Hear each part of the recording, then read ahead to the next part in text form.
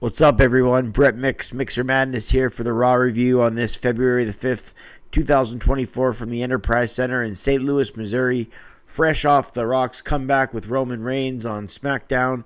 What kind of answers will we get tonight? Going in, that's the question. 5 confirmed matches coming into the show. We need some answers on this show after capitalizing on a good Friday night Smackdown that I rated to 7 out of 10 because it was a storyline-driven show. So that's what happened in the last 72 hours. Nothing but carnage and mayhem online. We want Cody. Hashtagged Rocky. We want Rocky. What would this live crowd in St. Louis, Missouri decide?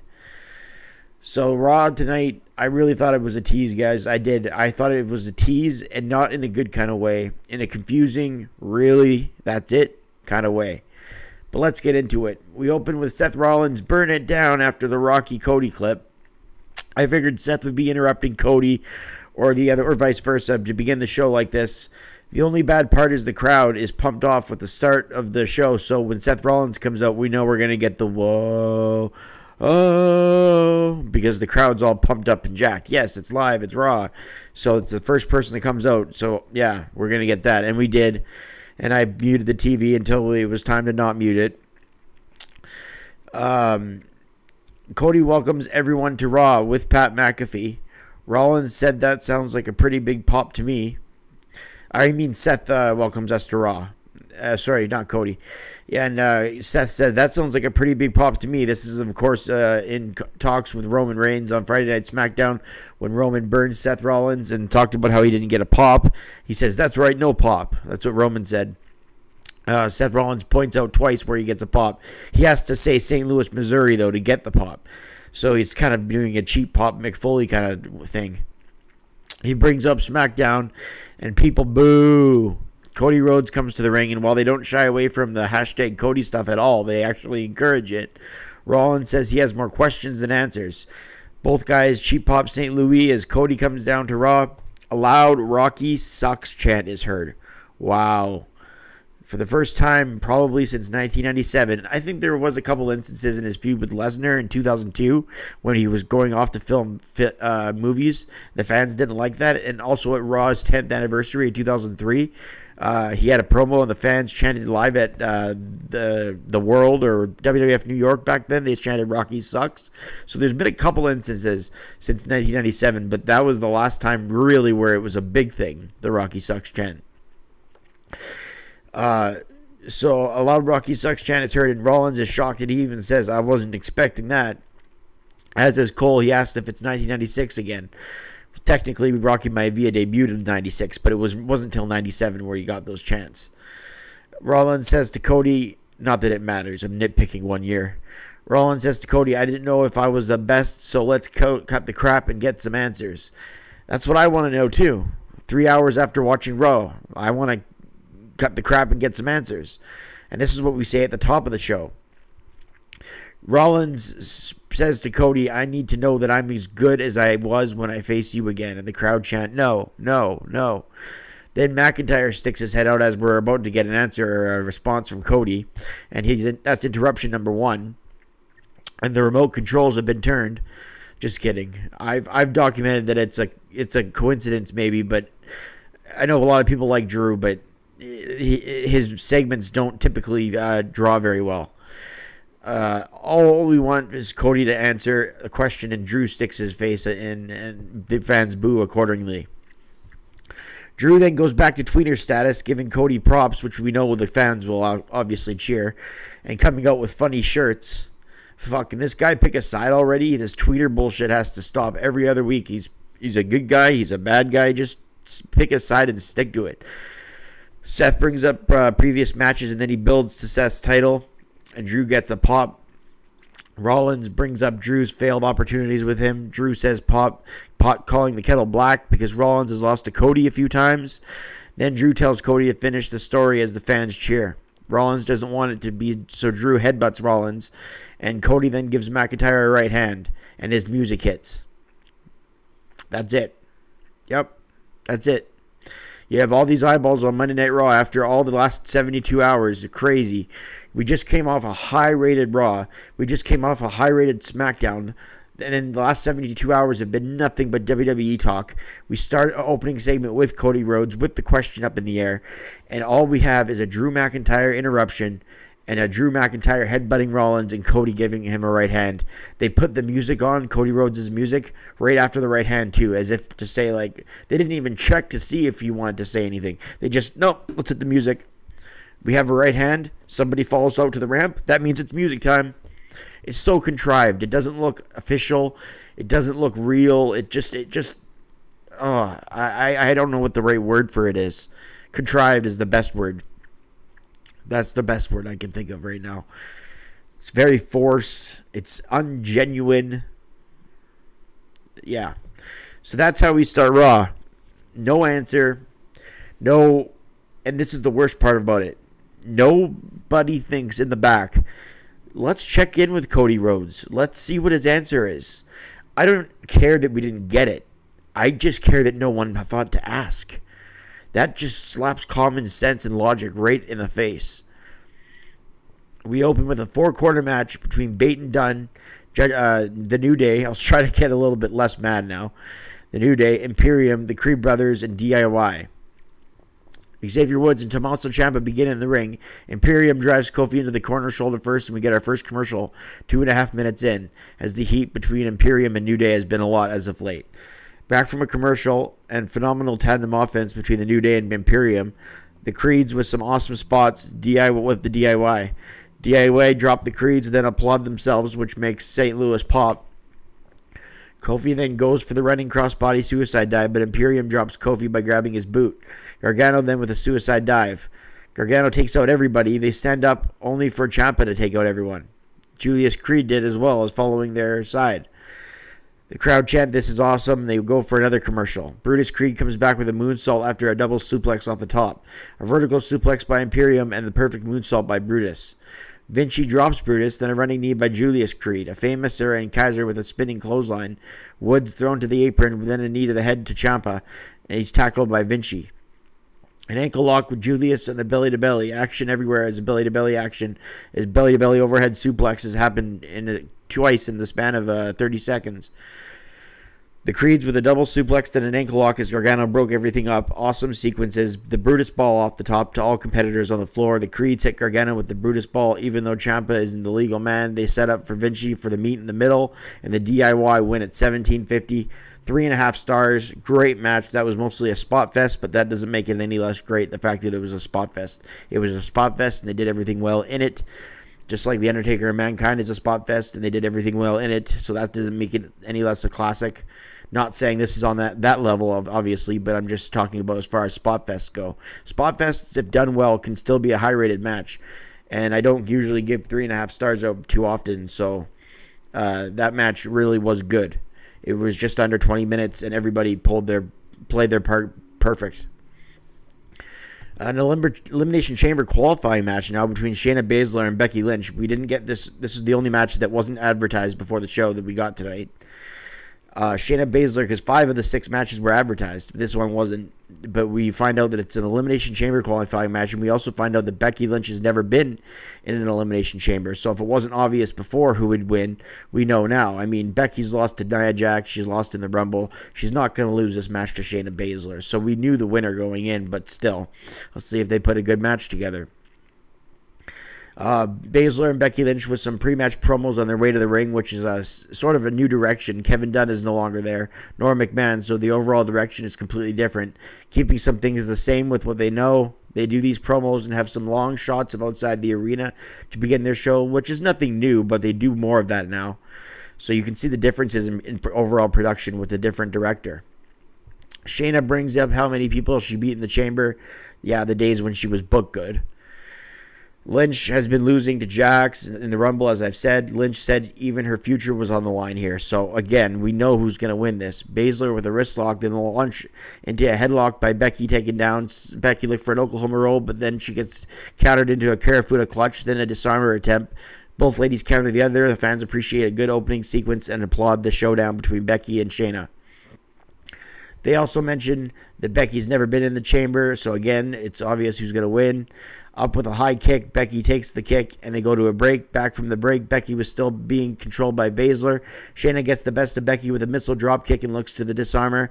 Baszler countered, and Morgan is watching on as she will take on Zoe Stark next week in a Elimination Chamber qualifier as well. Then the manhandle slam rolled up into an ankle lock as Becky then won't quit as she crawls to the ropes.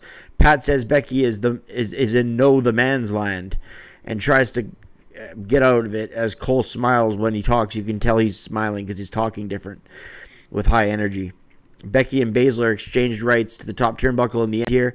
A superplex and an armbar. Shayna counters with a gut-wrench suplex. Baszler says, I'm the one, and both ladies exchange shots. There's been a lot more trash talking in the wrestling matches lately, I've also noticed. Becky rolls through then and goes for the armbar, then a gut-wrench suplex counter to a roll-up, missing with a kick, then a manhandle slam, and Becky Lynch wins at 12.5 minutes. Good match for the ladies. Nice counters before the eventual victory by The Mon. Becky Lynch wins. I rate it 3 stars. Liv Morgan cuts a somewhat awkward promo saying she's going for Rhea Ripley. I don't even like saying that because I'm a big Liv fan and supporter. She wasn't scared, but her timing seemed a bit off with her delivery. It was just strange. I'm just wondering why there's no question about Cody's future. No Raw interviewer thought to go up to him. Maybe I'm being impatient. This is what I say in my notes. But that doesn't follow the story real well. All that he had to do is have Drew interrupt him, and we don't hear anything for a full hour and counting. Nonetheless, we continue, and we'll see if we get something later in the night as far as an answer goes. Yeah, I was hopeful. And I get they're trying to hook you, but at least bait us once in a while. Try and hook us with at least the thought of a question. Say that we're still waiting to hear from him. Say something like that, but they didn't say anything. They just went on as if it was just business as usual. It's not business as usual. This is WrestleMania season. The guy wins a Royal Rumble a week and a half, 2 weeks later, and he's not even deciding. And then he decides on Friday night in the weirdest way possible, and then doesn't give us a follow-up answer. Because why? Because Drew interrupted him, and then he gives him a right hand, and the music hits. So that's Cody, no more talking now? I don't get it. I don't get the booking of it. They've made Cody Rhodes look ridiculous. They've made Cody Rhodes look absolutely ridiculous. How he was interrupted by Drew like he was a little bitch, and how he couldn't answer, and how they haven't even thought to even ask him. It just defies so much of common sense and logic. It's infuriating because you're given all this time, all this attention to the show, and what about the fans that tuned in for the answer? I'm just glad I'm not one of them. They waited 3 hours for nothing. You think those fans are going to tune in again? Anyway, Drew and Adam Pearce have a backstage segment arguing about what he did to the champion. I'm a little bit hot tonight about this. Rhea Ripley says she wants Nia Jax's head. She wants Jax. At least someone does. Pierce makes the Rhea Jax match at Elimination Chamber. The fans boo as Jax comes out, and the two are separated by security. Jax exploded in the corner, taking out Rhea, and there's the first official match, I believe, for Elimination Chamber between Rhea and Nia Jax for the ladies' title. Valhalla and Ivar versus Maxine and Tozawa. Cole is depressed because Valhalla doesn't have her horns, her antlers on. Ivar with a spinning kick and a big splash on the top gets the win in 3.5 minutes, half a star. The Judgment Day talk about their business. R-Truth comes out talking about how last week's beatdown was their real initiation. Not one of the better R-Truth segments, but anytime he comes on the screen, it's funny no matter what because he's R-Truth. But they didn't have any new material for him this week. It is good to see Priest isn't hard on him when the others are, though. I like that aspect of the storyline. JD McDonough with Dirty Dom taking on The Miz. The Miz says he's not sure if Truth is a genius or crazy, but he rides that line that makes us all love him. Miz catapulted JD into the corner and then turns him inside out with a clothesline. McDonough is a total jobber. R-Truth gave him his cut of the money, and 9 minutes in, a skull-crushing finale does in JD. The money went everywhere. Funny stuff. The visual reminded me of Virgil when R-Truth was there, and the money went everywhere.